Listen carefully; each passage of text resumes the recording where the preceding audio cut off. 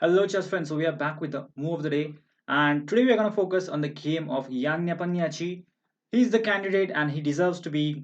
He deserves to get the attention right now. Let's study his games. Let's understand his playing style before the World Championship. So here is a game where he was playing white, and it's white to play and find a brilliant streak of moves.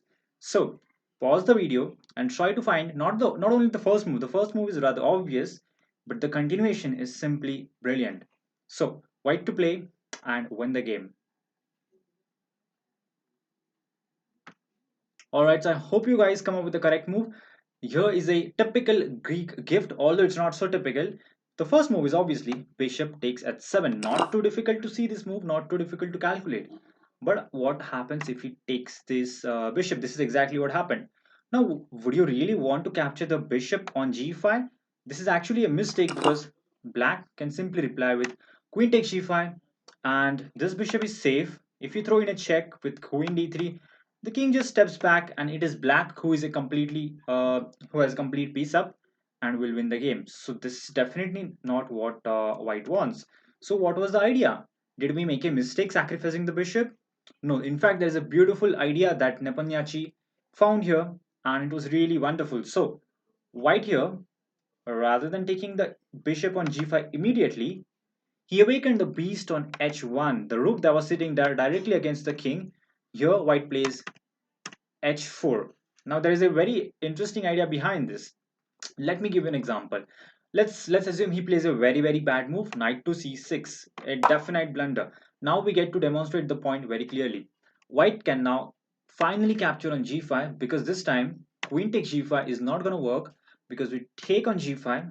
That is a check from the rook over here. So he has no time to capture our own queen. He has to move his king, and then we take the bishop, and that is a winning continuation, because simply queen h4 and queen h8 is a serious threat over here. So white would be completely winning up a queen. All right, so going back, now we know the idea, that the idea is to take on g5. Well, he has other moves. Obviously, he can go to e7, f6, or h6. Against all of that, white has a very strong continuation. White can now play knight to g5 check. The idea is, if the king steps back, then we pick up the bishop on g4. We are a pawn up, and we have a wonderful attacking position. And what happens if this is captured? If the knight is captured, then we go into a very similar type of position which we have just seen.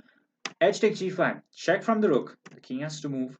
We pick up the bishop, and again we have ideas like queen h4 and queen h8 threatening mate. Also, g6 can be played at some point if he tries to play f6.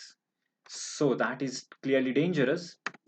Going back over here, in this position, after white plays h4, black played a very desperate move. He thought, well, I have to lose one of the piece anyway. I'll rather sacrifice it on d2. But this is no better. In fact, this is just a desperation. White simply picks up the bishop. And now, rook e8 check. White plays very coolly. King f1. That's it. That's the end of the checks. And black continues with bishop takes f3. Now, can you find the move that Jan played? Rather than capturing on f3 immediately, first he played queen to d3 check. The king has to move, and now we don't ruin our pawn structure. We keep our pawn structure intact, and we capture back with the queen. So white is a pawn up over here, and Nyan, with a beautiful technique, went on to win the game without any trouble. That was, I think, a really impressive game, and not very typical Greek sacrifice. Especially the idea of, I mean, to calculate a move like h4, it's quite tough, even though it looks simple after you see the move. But if you are given this position, I think it's quite tough, because I was unable to find the continuation. It was really tough. So Jan calculated all of this, all the lines, and decided that at the end, white will be a pawn up, and he will have a healthy winning position. And his judgment was completely right.